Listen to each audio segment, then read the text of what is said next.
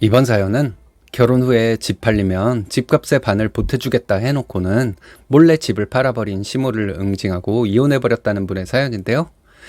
악의 소굴에서 잘 빠져나오셨네요. 함께 보시겠습니다.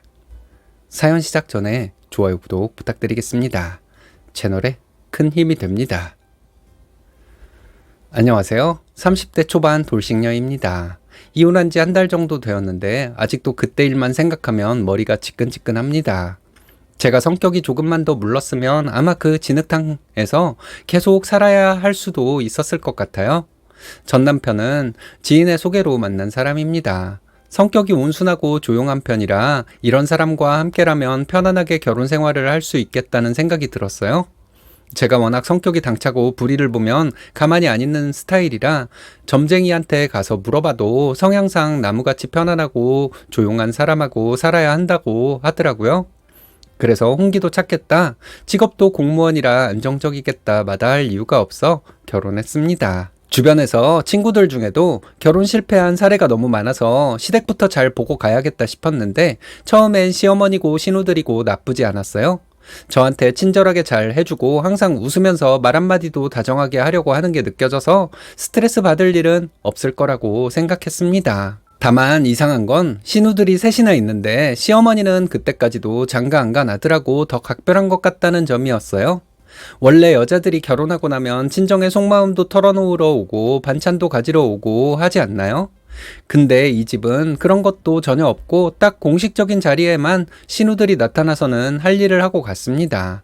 교회를 다니다 보니 제사도 없어서 온 가족이 모일 필요도 없었고 만날 틈이 적어서 저하고도 부딪힐 시간도 많이 없었죠. 그나마 전 남편이랑 나이 차이가 10살 정도 나는 큰 신우 정도나 제게 안부 묻는 전화를 하고 나머지는 시어머니한테 관심도 없다는 표현이 딱 맞을 만큼 연락을 안 하더라고요. 근데 그러거나 말거나 원래 시댁 식구들은 없을수록 좋은 법이니까 저는 아주 좋은 환경이라고 생각하고 있었어요.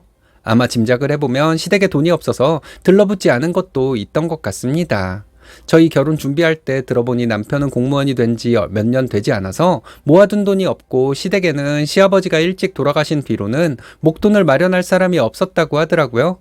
그나마 있었던 돈들도 신우들 결혼할 때 다 써버리고 시어머니는 아들한테 너는 네가 번 돈으로 결혼하라고 하셨다고 합니다. 그래서 신혼집을 구할 때도 남편이 모아둔 돈 1,000만 원 정도 하고 제 돈, 저희 친정에서 보태준 돈을 모아서 2억 가까이를 만들었는데요. 시어머니는 염치가 없었는지 자기가 지금 살고 있는 집을 팔아서 돈이 마련이 되면 지금 집값의 절반은 친정에다가 주겠다고 분명히 말했습니다. 어차피 남편도 결혼하면 시어머니를 모시고 살기를 바랐기 때문에 저도 그렇게 하자고 했고요. 이때도 시댁에 돈이 있든지 없든지 신우들 아무도 나서서 도와주겠다는 말도 안 하고 코빼기도 안 보였습니다. 결혼하고 나서 생활하는 것에는 큰 문제는 없었어요. 아무래도 되도록 사소한 거 가지고 부딪히지 않으려고 노력을 많이 했기 때문입니다. 근데 30년 넘게 따로 살던 사람들이 모여서 같이 살려고 하니까 생활 방식에서 차이는 많이 있었어요. 남편이랑 시모는 진짜 청소를 잘 못하는 사람들이었습니다. 어떻게 살림을 했을까 싶을 정도로 물건을 한번 찾아서 쓰고 나면 제자리에 돌려놓는 법이 없고 빨래도 흰옷이랑 검은옷 따로 구분해서 하라고 몇 번이나 말을 해도 그냥 막 때려놓고 돌려버리는 바람에 옷도 다 망가졌어요. 주변에는 음식물 쓰레기를 치우지 않아서 초파리가 꼬이는 건 일상이었고요. 제가 직장 생활을 안 하면 그냥 전담해서 살림을 깔끔하게 할 텐데 제가 없는 시간대에 그렇게 어지럽혀 놓으면 저도 솔직히 스트레스가 이만저만이 아니었습니다. 퇴근하고 와서 다 흐트러진 집안을 보고 있으면 한숨만 나오고 치우기도 싫은데 또 신혼초라 눈치를 안 볼 수도 없었어요. 어거지로 청소를 하고 있으면 시어머니는 고생했다는 말 한마디도 없이 자기가 조금 있다 치우려고 했는데 왜 나서서 하냐는 식으로 웃으면서 지나가곤 했습니다.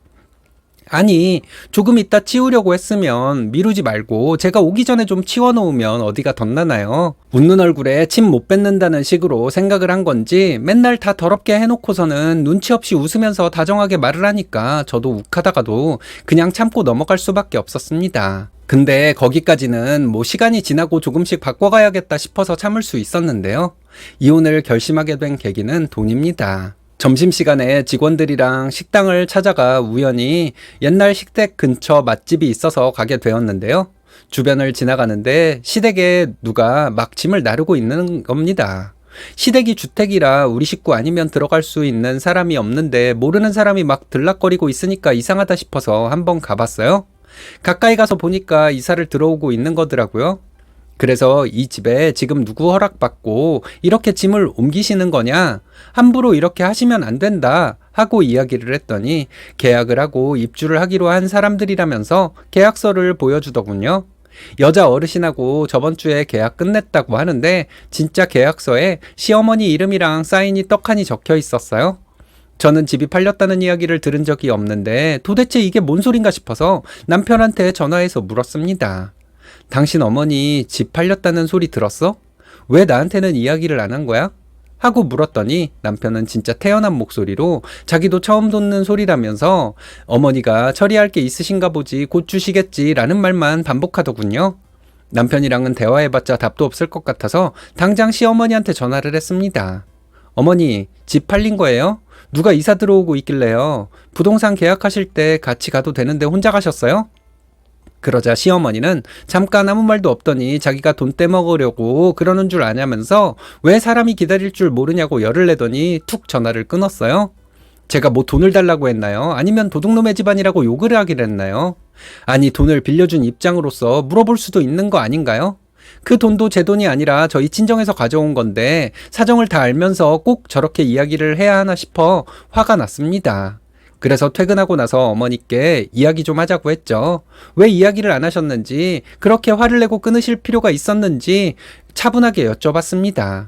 시어머니는 소파에 앉아서는 제 눈도 쳐다보지 않고 TV를 보면서 자기가 쓸 데가 있어서 잠깐 쓴 거고 한 달 후에 돈 주겠다고 옆에서 그만 좀 보채라고 짜증을 팍 내는데 저도 순간 좀 욱했어요. 남편은 옆에서 보고만 있고 저는 처음 보는 시어머니의 모습에 당황스럽기도 하면서 이게 본 모습인가 싶기도 했습니다. 누구는 성질이 없어서 안 내고 있는 줄 아나 싶어서 확 엎어버릴까 하다가 근데 지금 이렇게 싸워버리면 줄 돈도 못 받고 파탄이 날 것 같아서 한 발 물러선 채로 좀 자세를 낮추고 참기로 했습니다. 근데 문제는 그 뒤로 시집살이 아니 트집살이가 시작되었다는 겁니다. 참나 아직도 생각하면 헛웃음만 나오는데요. 어떤 걸로 다 시비를 걸었냐면 자기 양말 뒤집어서 널어놓은 것부터 시작해서 왜 자기는 둥글레차를 먹고 싶은데 보리차를 끓여 놓냐는 사소한 것들을 하나하나 사사건건 다 잡더라고요. 그리고 한 번은 퇴근해서 피곤해 죽겠는데 집에 가니까 또 난장판이 되어 있었습니다. 그래서 얼른 옷 갈아입고 치우고 나서 식사를 차렸거든요. 밥 먹으라고 할 힘도 없는데 시모는 방 안에 문을 꼭 닫고 들어가 있어서 문을 톡톡 두드리고는 밥 드시라고 말로만 알렸습니다. 이렇게 하면 알아서 나와야 하잖아요. 집에서 맨날 TV만 보고 놀고 있었던 사람한테 이 정도 해줬으면 진짜 성의를 다한 거 아닌가요? 근데 혼자 씩씩대면서 나와서는 저에게 어디서 배워먹은 버르장머리냐면서 어디 어른한테 식사하라고 알리면서 문이나 톡톡 두드리는 경우가 어디 있냐고 하는 겁니다. 그러고는 아니 며느리가 집안일하는 게 뭐가 대수라고 맨날 퇴근하고 오면 힘든 티나 내고 한숨이란 한숨은 다 쉬고 내가 이 집에서 눈치가 보여서 살겠니? 나더러 나가라는 거야 뭐야? 라며 성질을 내고는 차려놓은 밥도 먹지 않고 방 안으로 들어가 버렸어요.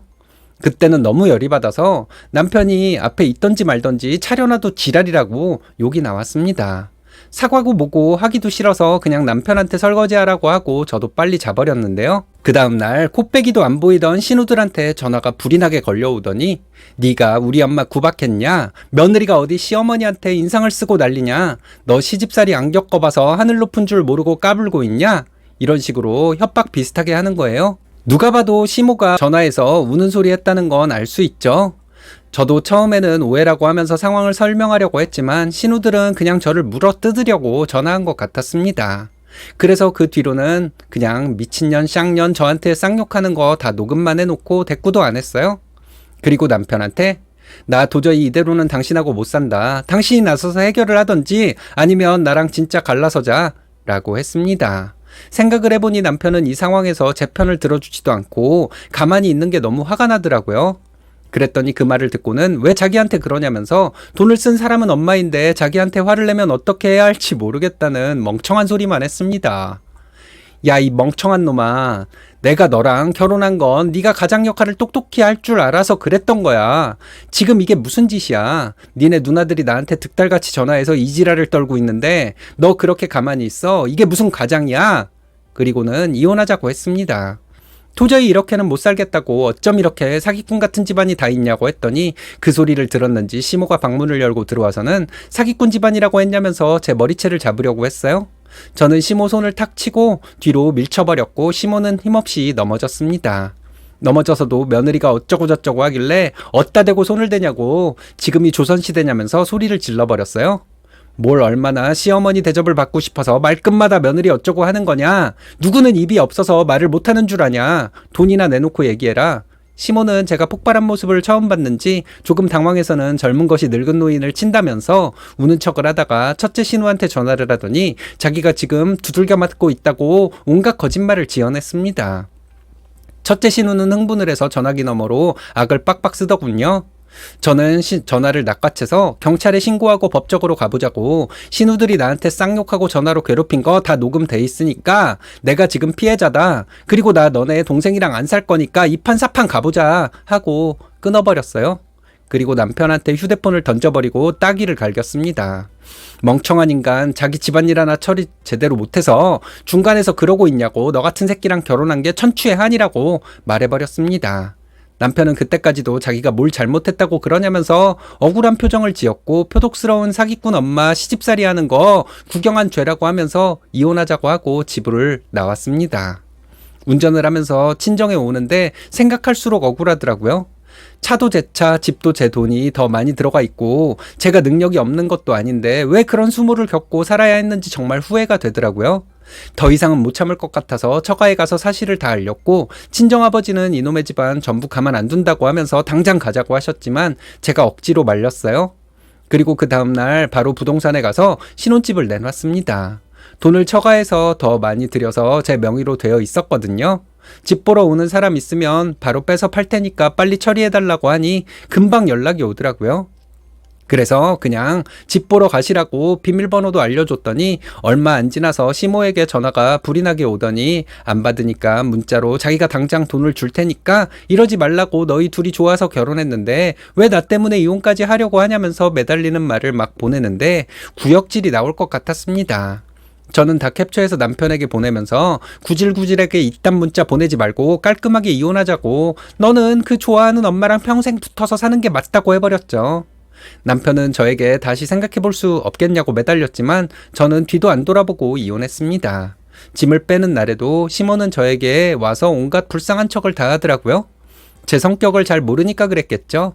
경찰에 신고하기 전에 당장 나가시라고 하니 찍소리도 없이 나갔습니다. 진짜 웃긴 건 이때도 신우들은 콧배기도 안 보이고 모르쇠였다는 거예요. 욕할 때는 다 같이 그렇게 날리더니 진짜 문제가 생기니까 나 몰라라 하는 게 참 콩가루 집안 같고 그 똥통에서 빠져나온 게 천만다행이라고 생각합니다. 시모랑 신우들이 저를 괴롭힌 정황이 다 저에게 있어서 위자료도 받고 이혼해서 지금은 친정에서 엄마 아빠랑 사는 중입니다. 뒤에 알게 된 사실인데 시어머니가 신우들 다 시집 보내고 나니까 돈이 없어서 저희 몰래 부동산 투자를 했다가 사기를 당했더라고요. 아는 아줌마들 사이 소문만 듣고 집 담보로 해서 돈을 넣었는데 다 거짓말이었던 거죠. 어차피 자식들이 도와줄 리가 없으니까 아무한테도 말도 못하고 혼자 끙끙 앓다가 그 돈 막으라고 저희 돈을 주지 못했던 거예요. 참 그런 면에서는 딱하긴 하지만 뭐 어쩌겠어요. 없다고 그렇게 다 사기를 치려 하지는 않잖아요. 게다가 착한 며느리한테 잘 좀 할 것이지 멍청한 아들 방패 삼아서 시집살이 시키다가 그 꼴이 난 거죠. 며느리 기죽일 시간에 솔직하게 터놓고 도와달라고 했으면 제가 어떻게 했을까요? 시댁 사람들 전부 지혜롭지 못한 인간들인 것 같습니다. 여튼 저는 지금 혹 같은 시댁 떼어놓고 사니까 너무 행복합니다. 아마 몇 년 동안은 혼자 살 것 같은데 부모님 모시고 여행이나 다니면서 힐링하려고 합니다. 여기에 털어놓고 나니까 더 후련하네요. 얼른 잊고 잘 살겠습니다. 잘못을 했으면 인정을 하고 사과를 하고 이를 수습하려고 해야죠. 자기한테 당한 사람을 오히려 나쁜 사람으로 몰아가는 게 가능하다고 생각하는 것 자체가 망상 아닐까요? 요즘 세상에 누가 그런 걸 당하고만 있나요? 시원하게 일 처리 잘하셨습니다.